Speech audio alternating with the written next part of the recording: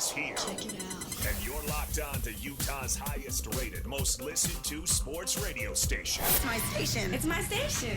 This is Hans Olsen and Scotty G on 97.5, the KSL Sports Zone. Hey, welcome on in 97.5, the KSL Sports Zone. Hans Olsen, Scott Gerard. Hope you're all having a tremendous day. Hey, buddy, how are you? Well, I'm doing great. I'm just hoping that the tin cans and wire holds together while we try to do this show. I know that you are far, far away in the land of Florida, and I appreciate you making it out here for the show, but is everything good back on your end? Everything's great. Oh, good. I love, you know what, I make fun of your obsession with Florida every now and then, and I need to officially apologize because I too am looking for rental properties out here because I want to move to Florida. Let's go, man. The Smyrna area. You're in Orlando area or Tampa area? I'm in Tampa. Oh, okay. Yeah, you're only about 2.5 hours away from Smyrna. So get over there, take a look at the properties. I know a couple. Actually, I know of one house that's right next to one of my houses that the person's trying to sell, and it would come with the renters that are in the house. So we need to talk, buddy. Oh, I'm down for sure. Whatever we got to do, let's do it. Well, it's been busy back here in Utah, Scotty, extremely busy. The news of Kalani Sitake coming down. He's signed, obviously trying to get ready for this Big 12 championship game. This has been absolute craziness. The Mammoth go off for 7 goals. They end up winning 7-0. The net shuts down San Jose last night and Anaheim last night, just absolutely dominates them. Like, I don't know. It's a really good time to be a sports fan here in the state. It is an exceptional time. And, you know, the thing that's been really cool about everything that's gone on lately is, I mean, look, I understand the Jazz aren't very good, and the Mammoth had been down until last night where they scored 7 goals, but there's so much good momentum going on right now. I mean, Utah isn't getting the love they deserve. They went 10-2, and the only 2 teams they lost to are 2 teams that are on the cusp of a college football playoff. And both those games were there to be had in the fourth quarter. So, I mean, I don't think Utah's getting their just deserves on what they've done throughout the season. And you got BYU, who obviously they're cooking as well. And by the way, I appreciated Brian Santiago because somebody needed to make a plea for BYU. And Brett Yormark, for whatever reason, I don't think is doing a good enough job pleading the case for BYU. But this morning, Brian Santiago came on with DJ and PK and said, hey, you know what? This is ridiculous. This is, I don't know what this is. I don't know what bias. I don't know what we've done. We've been good partners with ESPN through the independent stage. But this is flat out embarrassing what's going on right now. And you know what? He's right. Like, I don't want to be the local guy that's like, everybody hates us. But what's going on with BYU and the Big 12 and the college football playoff, frankly, is just ridiculous. It's dirty. It is so dirty. And Brian Santiago, he actually had a lot of great comments on with DJ and PK. And we'll get to some of that here in the starter. I thought he was very open and had a lot of great points. Because I think there's a lot of confusion with how this contract went down. And I think that there are a lot of rumors and a lot of misinformation on how this contract went down and who was involved and how it got done. So I think Santiago will clear a couple things up. We'll play some of those cuts for you here in just a minute. But, Scotty, I want to mention a couple of things. First and foremost, this back and forth between BYU and Texas Tech fans is one of the coolest things I think I've ever seen in my sports life. So you remember, go back to the BYU-Texas Tech game. You remember the Texas Tech team barber. His wife gets hit by a drunk driver. And it has a lot of damage and a lot of recovery. And you remember BYU fans heavily donated to this team barber for medical costs?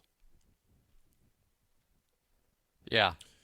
Well, this kid, his name is Gavin Cornea.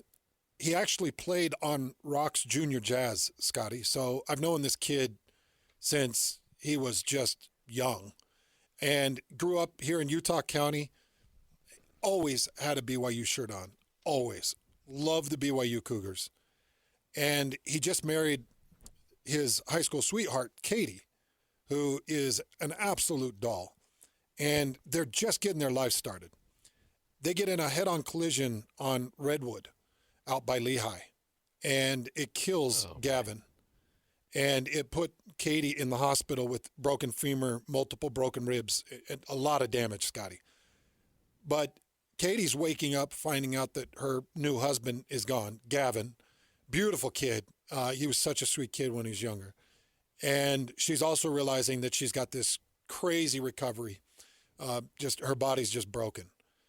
And I put out the GoFundMe account yesterday evening. Well, Texas Tech fans got a hold of it probably about 8:30, 9 o'clock this morning. And it is nearly to goal. They had a goal of $50,000, just to help with, you know how expensive medical costs are, Scotty. It's astronomical. And this is just horrifying. I'm so sad for Katie, and just to send a big shout out of love to the Cornea family, because this should never happen to a newly married couple that's just getting life started. But Texas Tech fans have sunk their teeth into this. So I've seen Utah fans donate. I've seen BYU fans donate. I've seen a ton of Texas Tech fans donate. In fact, 437 people just put in a $20, $50 donation. They are at $43,518, 88% of the goal already. And, man, these things just really get you. We've got this great Big 12 championship game coming up. It's so beautiful. But, Scotty, you know how much you worry about your boys when they get behind a car every single day. You're thinking, oh, man, here we go. I know, with my Riley Fawn, my youngest, who is a volleyball player at Skyridge High School, I'm just always in pure fear of her in a car on these very busy Utah streets. And the worst happened for the Cornea family.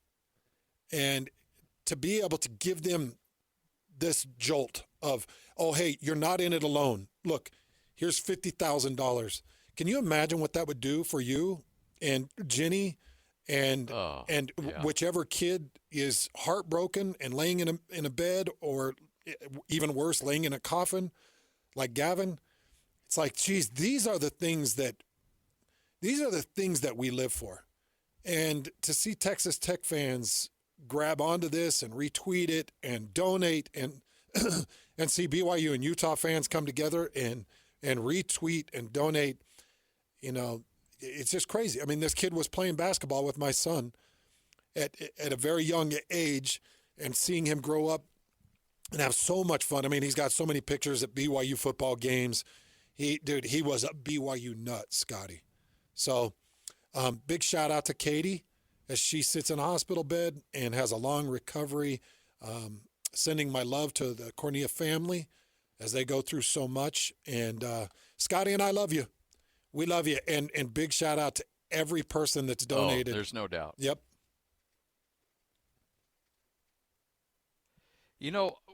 And just going through this, Hans, a little bit and just seeing the donations, this is what I really love, is that it's, for the most part, there's a couple big fish in there, but for the most part, it's anywhere from $5 to $25. Yes. And that's, when you're looking for a little bit of help, and we understand it's the holidays and it's really difficult, but to me that means as much as anything, just to see the amount of people just all chipping in like 5, 10, 15, 20, $25. Oh, dude. And that's, what?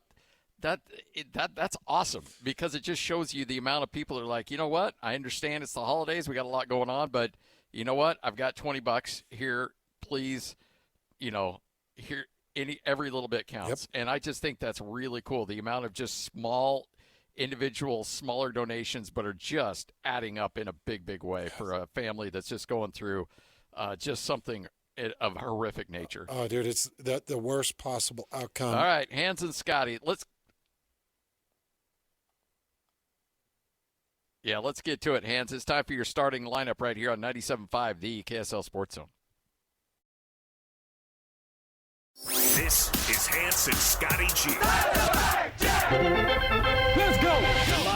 set, and it's time to kick off the show with the biggest topic of the day. This is the starting lineup on 97.5, the KSL Sports Zone.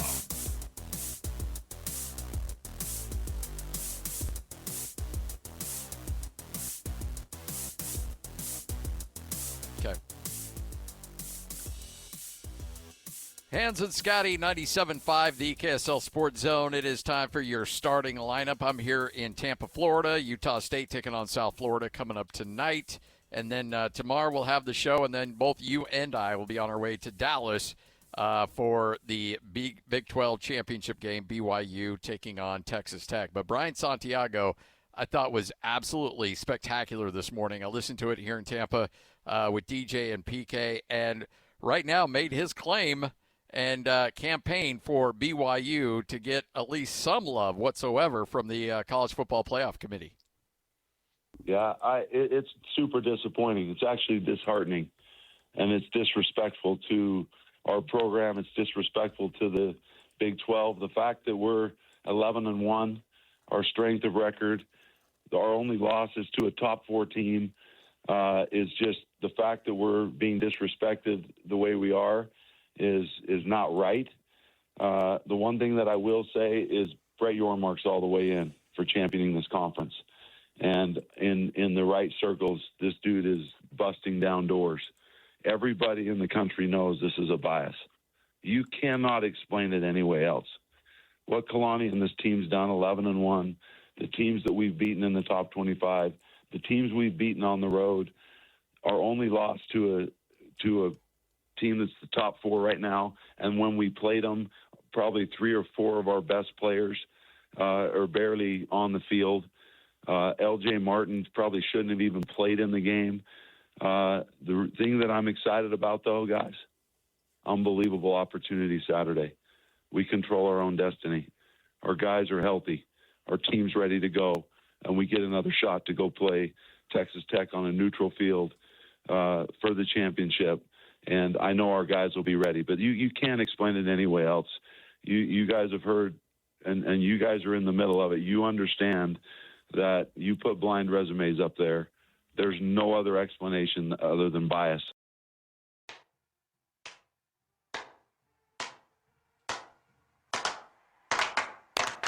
Yes, sir. Keep preaching. Let's go. Let's go. Let me hear it. Let's go. He's Atta right. boy, Brian. Andy's spot on. Yeah, he brought it. And that's exactly what we needed need to hear from more him. of that. More of that. We got to hear it from Brett Yormark. We've got to start getting it from everybody. Everybody's got to take that tact. And until we start to shake some of these committee members and make them fear a little bit, like, oh, geez, wait a second, we can't have a bias. Oh, we have to look at every team and what they've done. We can't just look at the logos. Until the country does that, then they're just going to continue to overlook BYU. And, you know, I agree with Brian. I think that this team is going to put up a much better fight. I think it's going to be a much closer game. I think it's going to be near to a true neutral field. Like, I'm feeling that way more and more. I'm excited to get out there on Friday, get a feel for being around town, and then getting in the stadium early that morning to start pregame and getting a feel for the fans that are leaking in. But I'm getting a feel that it's going to be a pretty neutral field. You know, he talked about LJ Martin's health. Yeah, we talk about Jay Hill. He's got that quirky smile again, Scotty. I saw him in an interview, and he had the quirky smile talking about, oh, yeah, everything's good. And it's like, all right, man, this team has something up their sleeve. They know that the committee and the country is looking down on them saying, nah, they ain't got what it takes. Well, we'll see if they do. This should stir them up.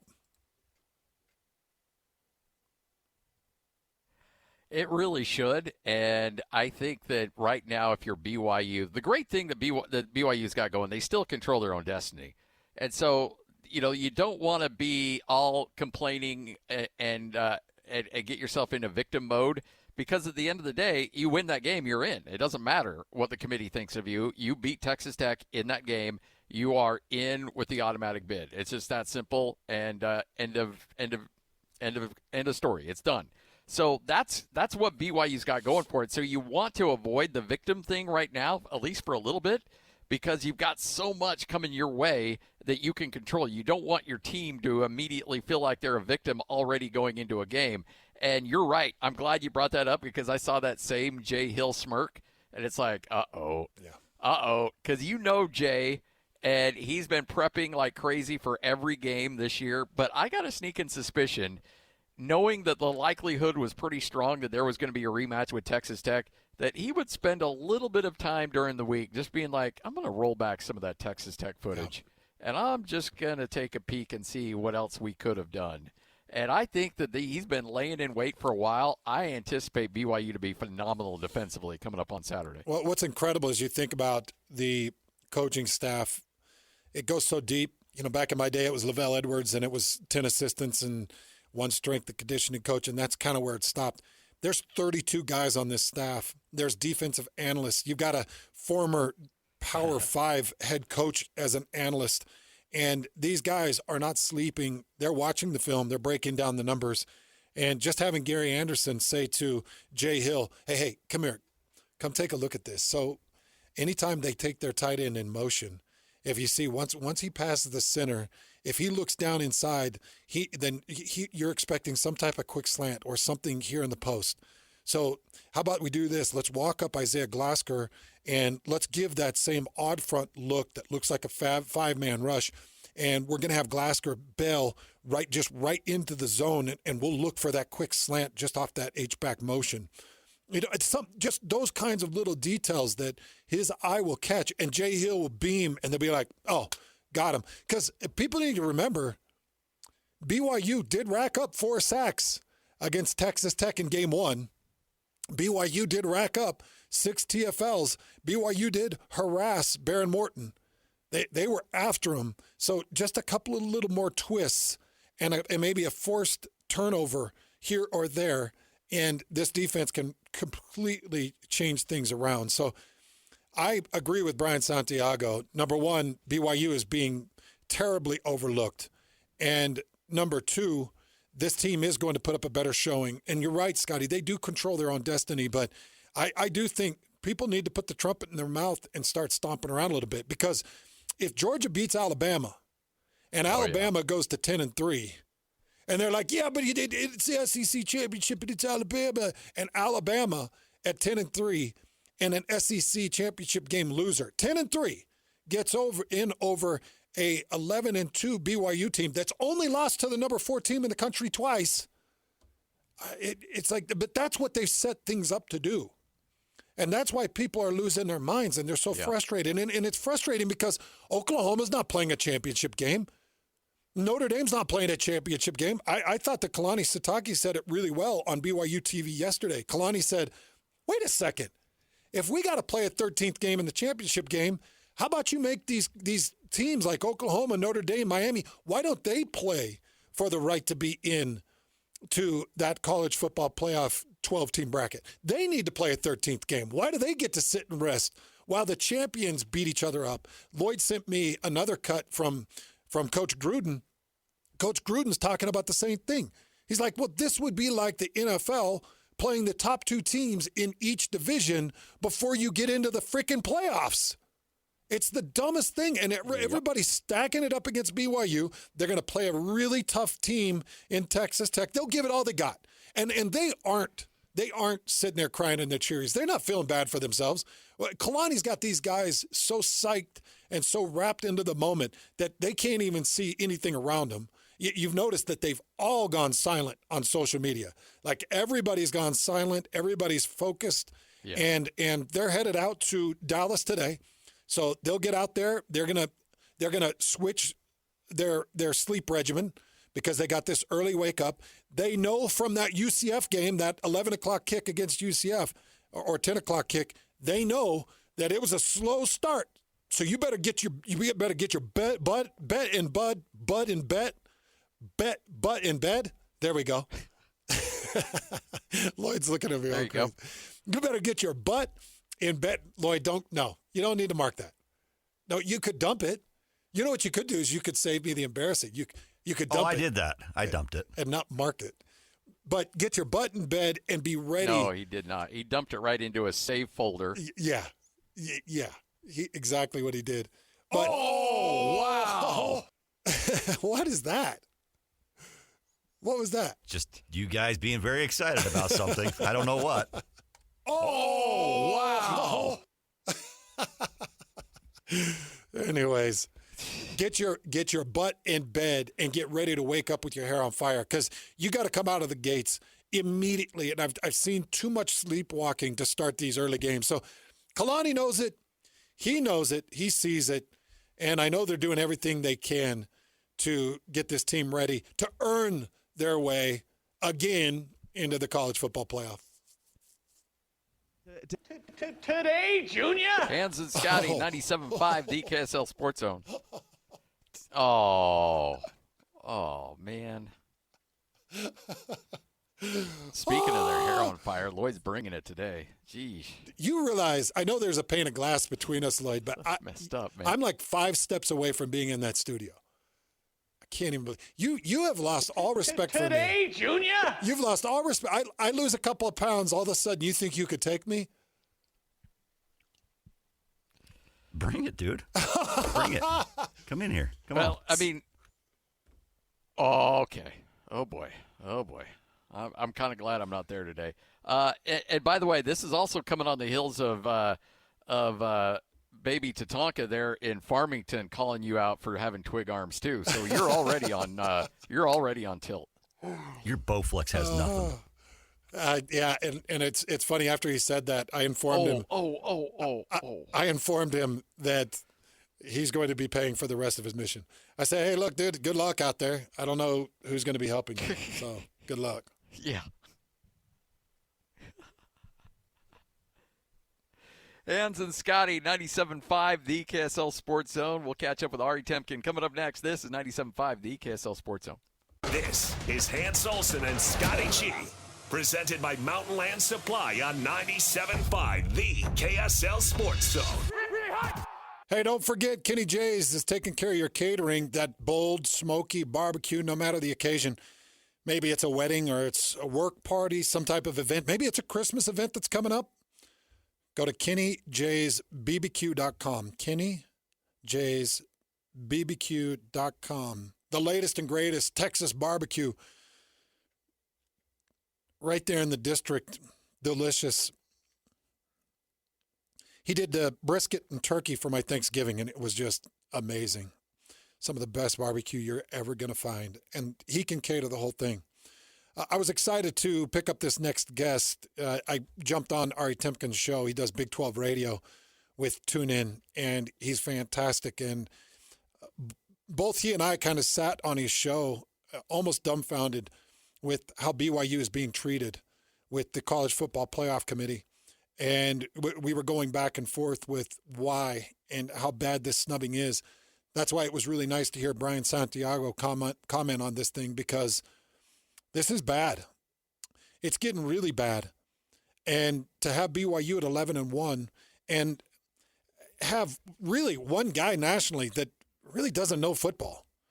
It's one guy that doesn't know football that just kind of grabs onto something and tries to make a mess of it, is really hanging on to BYU and putting it kind of in the national stratosphere. But, sometimes you got to be careful with who you're hitching the wagon to. But at least he's making some noise for BYU, because nobody else really is. So Brian Santiago makes a little bit of noise. I sure would like to see your mark jump on with some networks and start using a little bit more harsh verbiage.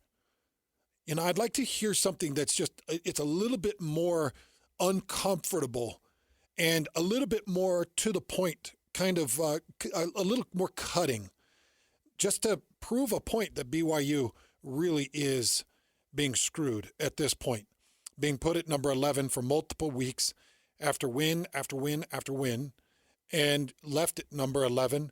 And all the indicators are showing that Alabama losing an SEC championship against Georgia, going to 10-3, would be put in above BYU. Oklahoma, who's a 2-loss team, Notre Dame, who's a 2-loss team, being put in over BYU. And it just feels like there's so little fairness going on and facts going on with this committee.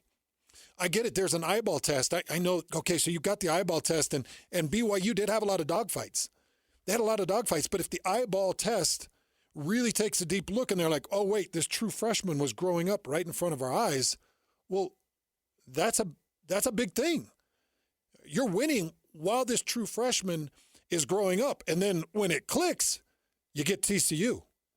When it clicks, you get on the road at Cincinnati. When it clicks, you get 3 quarters where you go 41-7 against UCF. You look at those last 3 games where finally the true freshman is clicking. Okay, so why isn't the committee looking at that? How deep are you really looking at BYU? And I know that there are a lot of people stomping their feet wanting BYU to get some attention. And, the tough thing is you look at the University of Utah. I felt like the University of Utah had made enough noise with the way they were beating teams down that they could potentially be in the race. Well, they give up over 400 rushing yards to Kansas State. They give up nearly 300 rushing yards to Kansas, and they're kind of taken out of the format. And even that's a shame because I don't. This 10-2 Utah team, man, they are frothing. They are ticked off, and they want to prove that they're a great team. Excited to be joined by Ari Temkin. He is one of the best out there, Big 12 radio on TuneIn and Big 12 Studios. He does a fantastic job. Ari, thanks for joining us for a few minutes. Yeah, appreciate you asking. How's it going, man? Oh, it's going fantastic. I mean, we're a little bit beat up here in the state of Utah, man. We feel like this state is just being wildly overlooked. And we had a great conversation on your show, and I just wanted BYU and Utah fans to kind of hear your thoughts. Why do you feel like BYU has been left at number 11 and seems to be snubbed by the committee at this point? Yeah, and there's no seems to about it. But, I mean, I think those feelings are completely accurate. And we had Greg Wrubell on this morning, your partner on the BYU broadcast, and, he kept pointing out the Texas Tech game and, how much of a factor that seems to be playing in this. But I think it's just much more simplistic than that. And it's unfortunate, but, the college football playoff is made up of the 10 conference commissioners and the athletic director at Notre Dame. So you tell me why BYU is being left out in favor right now of Notre Dame.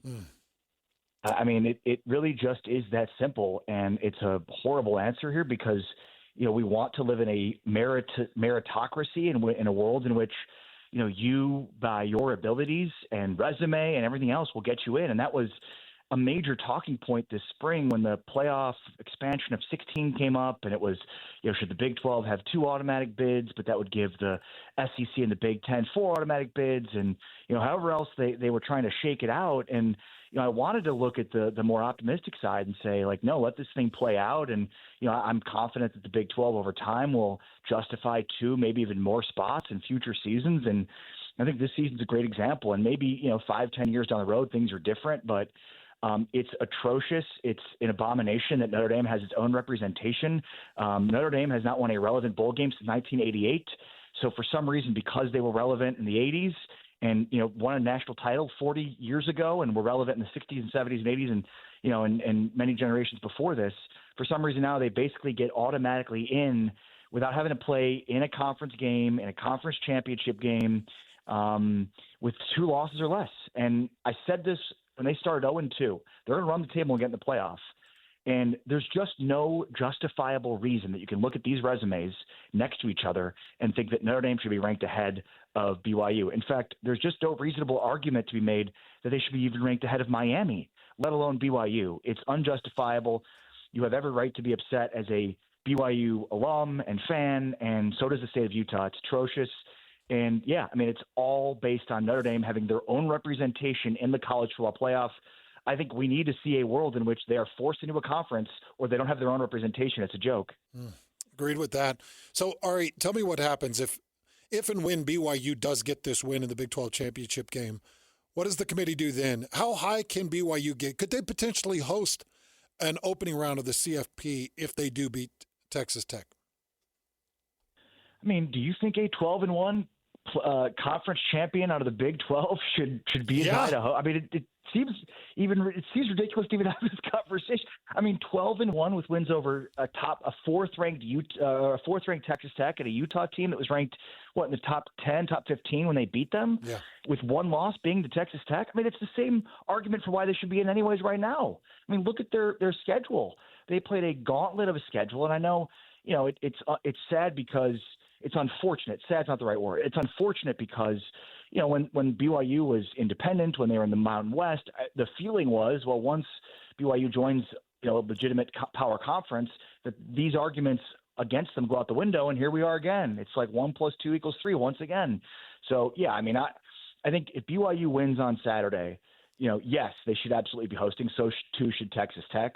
And, we'll see how it shakes out. But I would even argue for a top 4 seed, depending on obviously what happens in some of the other conference championship games for BYU. Again, I mean, one loss being to Texas Tech as a top 5 team, and then you go and beat them in the conference championship game, that seems top 4 seed worthy to me. It does to me as well, and I would be shocked if they didn't, at the very minimum, get an opportunity to host a first round of the CFP in LaVell Edwards Stadium. I mean, at the minimum, be able to host there if they do finish 12-1 and they avenge that one loss to Texas Tech.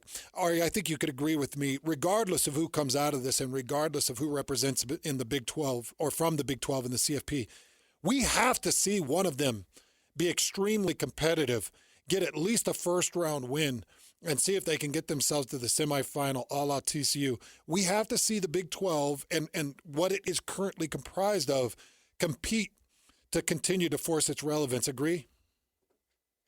Oh, 100%. 100%. And look, I think this season was a major first step because, this league has been known as being a league of parity. And this year, the league really changed its fortunes in that regard. It is much more top-heavy than it's been, as we've seen. I mean, I think it's obvious who the 3 best teams of this league are, and it's not even close.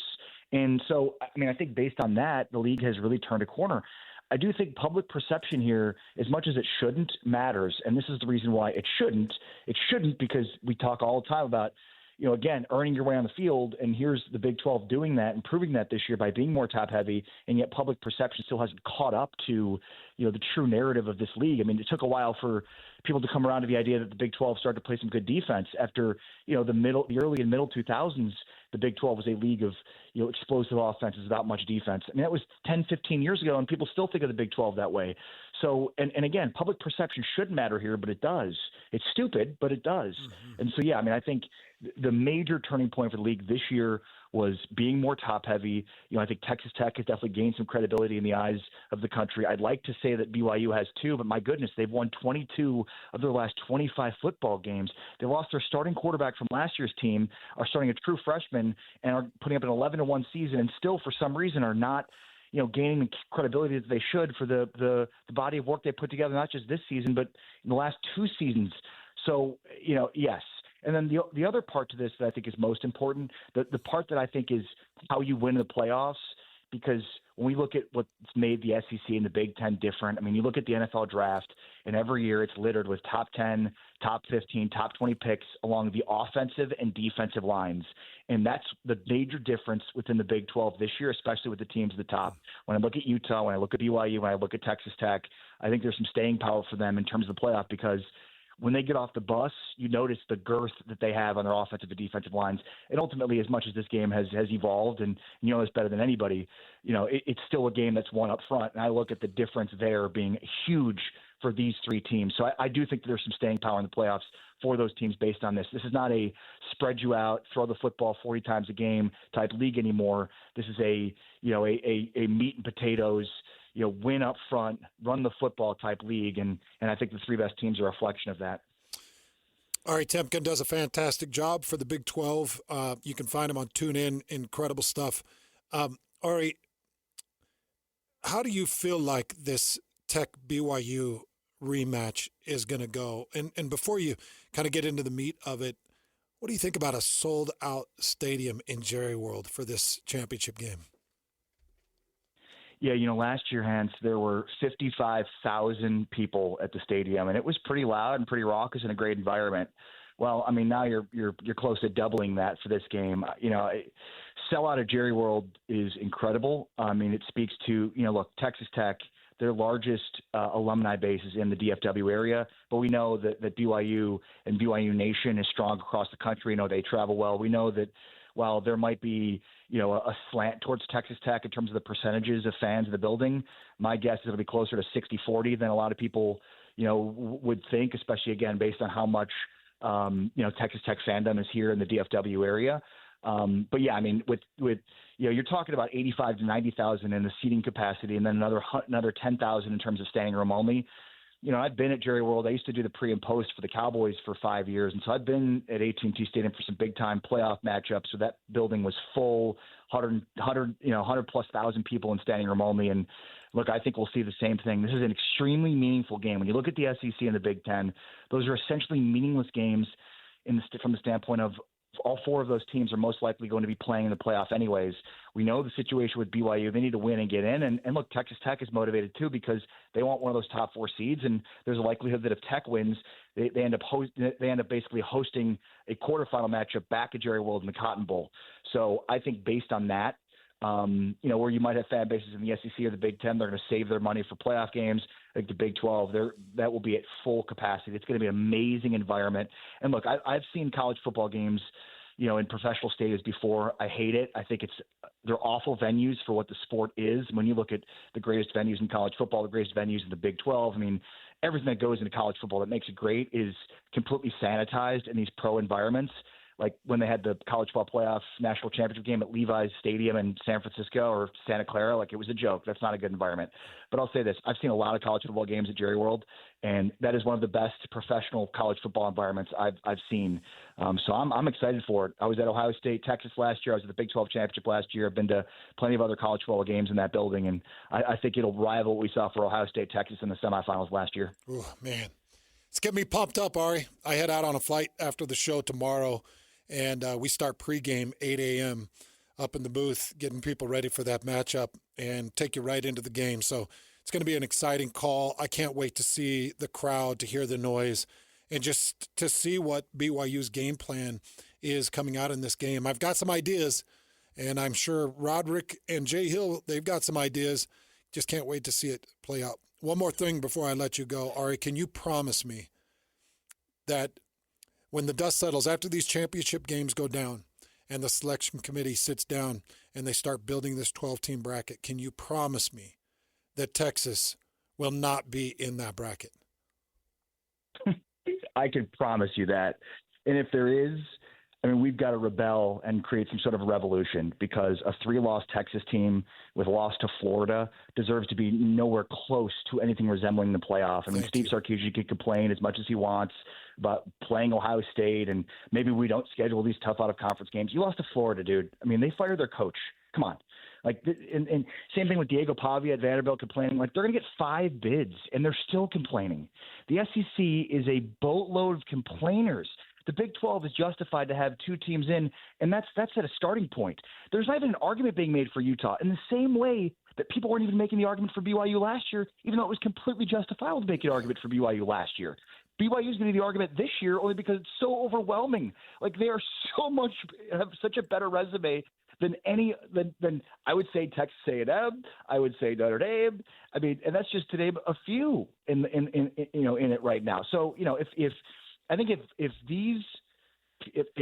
the athletic directors and the people involved in the committee really looked at this thing and did not take brands into account, then Utah would have a pretty good case to make, and BYU and Texas Tech would already be in. But they do look at brands. It is a television show. It does matter. It shouldn't, but it does. And that's, I guess, the reality of the situation. But, yeah, I'm with you, especially as somebody that lives in Texas and can't stand the Longhorns. I'm 100% with you on that one. Let's hope it doesn't happen. Coach. Let's hope it doesn't happen. Hey, by the way, Ari, thanks for the retweet on the GoFundMe for Gavin Cornea and his wife, Katie. I saw you retweet that, and it's pretty cool seeing Texas Tech fans and BYU fans and Utah fans all come together. My son played on this young man's junior jazz basketball team, and this couple had just got married, and they were just starting their lives together, and this accident took his life. So I appreciate you retweeting that because his wife is going to need a lot of help along the way. So thanks for that, Ari. No, and I appreciate you and amplifying it. And I sent a text to my friend Chris Level with the Texas Tech Red Raider Radio Network and told him to retweet it. And, that's awesome. you know, it's funny because I had interviewed Joey McGuire right before that, and I wish I would have seen that before because I would have asked him to do the same. Look, BYU fans, we've seen an incredible amount of support that they've shown for other fan bases, for other universities. BYU TV does a great job in profiling other schools in the Big 12 through a season-long feature that they've done. I mean, look, it's just the right thing to do, period, for the story you've just told. But I think even more so because of what BYU does as a group, as a fan base, as a family for others. And I would hope that people would do the same. I just donated, and I encourage others to as well. But thank you for amplifying that, Hans. Very generous of you. Thank you, Ari. We'll talk to you soon, and I really appreciate your time, brother. You're the best. Take care. Safe travels, and we'll see you on Saturday. Yeah, see you on Saturday. Hopefully we'll be able to catch up with you there. There you go. Ari Temkin does a great job. Just full Big 12 coverage. He's been doing it for a lot of years, and as you heard right there, he's very close with Joey McGuire. He's very close with Chris Level that was on with us yesterday, and he keeps close tabs on this conference. This conference is getting screwed. It's getting screwed, man.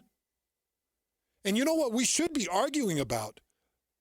We shouldn't be arguing about Texas Tech and BYU being in. We should be arguing about, but a 10-2 Utah team. Are they better than a 10-2 Vanderbilt team? Are they better than a 10-2 Alabama team? Are they better than a 10-2 Oklahoma team or a Notre Dame team that's 10-2? Are they better than these other 10-2 teams? We should be talking about Texas Tech and BYU being in. And a Utah team that is on the cusp. Do they belong in? And instead, everybody wants to tamp down an 11-1 BYU team. Well, by tamping them down, you're tamping Utah down because that's their two losses is Texas Tech and BYU. And it's like, well, they're number 11. They're 11-1. They put up some whoopings in the final 3 games after the Texas Tech loss. That's a really good BYU team. Yeah, they're 11th. We're going to keep them out of the current race. And by the way, Utah, that should tell you everything you need to know about it. Like, this is one of those times where you need BYU to be put on the national stage, talk about as a guaranteed into the bracket. And then we start talking about, let's take a look at the 2-loss team out of that conference that only lost to Texas Tech and only lost to BYU. How good are they? But they completely fall out of the conversation. Because of what the committee is doing right now. What they did to Utah just to hurt BYU, they used Utah to hurt BYU by dropping them. Yeah, it feels each like week. They dropped a spot the last 2 weeks. They used Utah to hurt BYU. It really feels like it's disgusting. We'll take a quick break, come back to what you may have missed. Looking for the latest on the Jazz, Utes, Cougars, and Aggies? Yeah! We've got you covered. This is Hans Olsen and Scotty G on 97.5, the Sports Zone.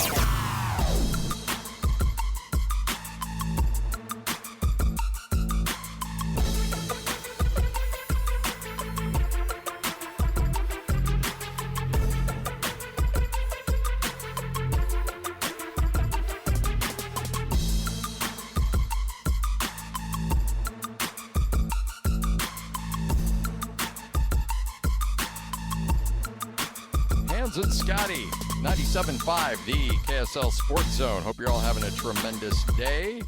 I'm here in Tampa, Florida. Hans is back in Salt Lake City. Hans, how about this in what you may have missed? Not 1, not 2, not 3, 4, 5, 6, 7 goals scored by the Utah Mammoth last night. A big victory when we needed offense and you needed a big win. The team finally delivered. Okay, so I'm going to tell you what I really love about this specific 7-point game, which now gets the Mammoth to 29 points in the standings. This didn't take a Logan Cooley or Dylan Gunther hat trick or 4-score effort. What it took was Lawson Krause, Dylan Gunther, Clayton Keller, Liam O'Brien, Spicy Tuna had one. Who else am I missing? Oh, J.J. Paterka had a couple. Ian Cole. Yeah. Ian Cole had one. So what I love, and Lloyd and I were talking about it the other day when Cooley put up Was it Cooley with the 4? Or was it 3 or was it 4? It was 4. Lloyd and I were talking about that's incredible and great effort, nice win. But that's not the way you want to see this Mammoth team going out and scoring points. It's spread out.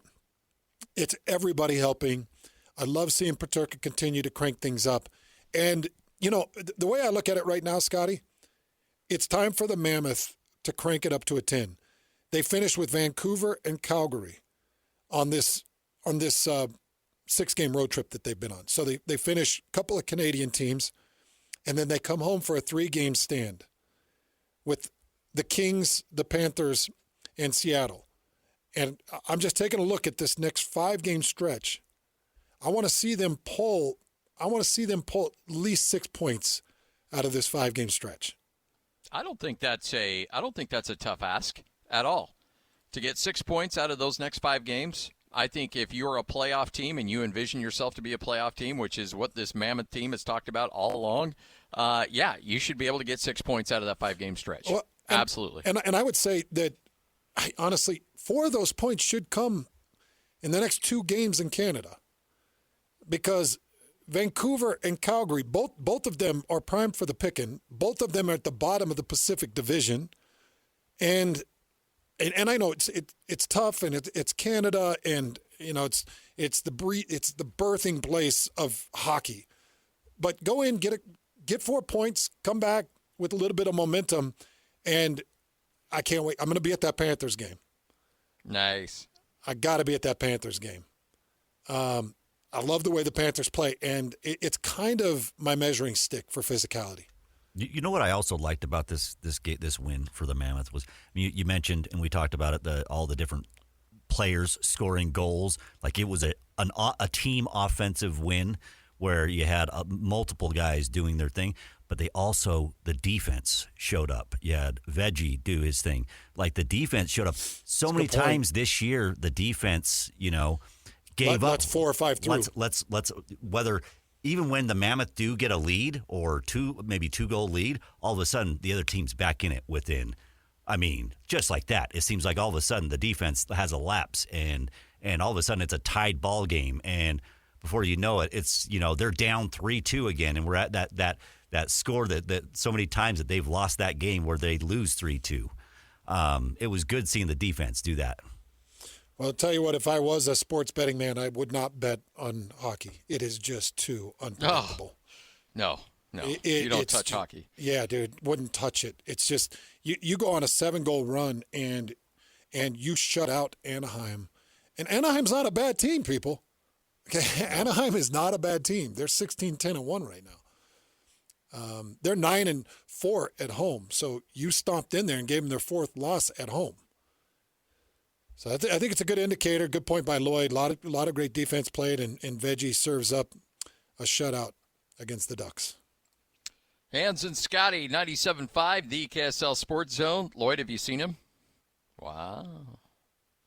Frank Dolce should be joining us coming up next. We'll find out if he actually makes the trip in next. 97.5, the KSL Sports Zone.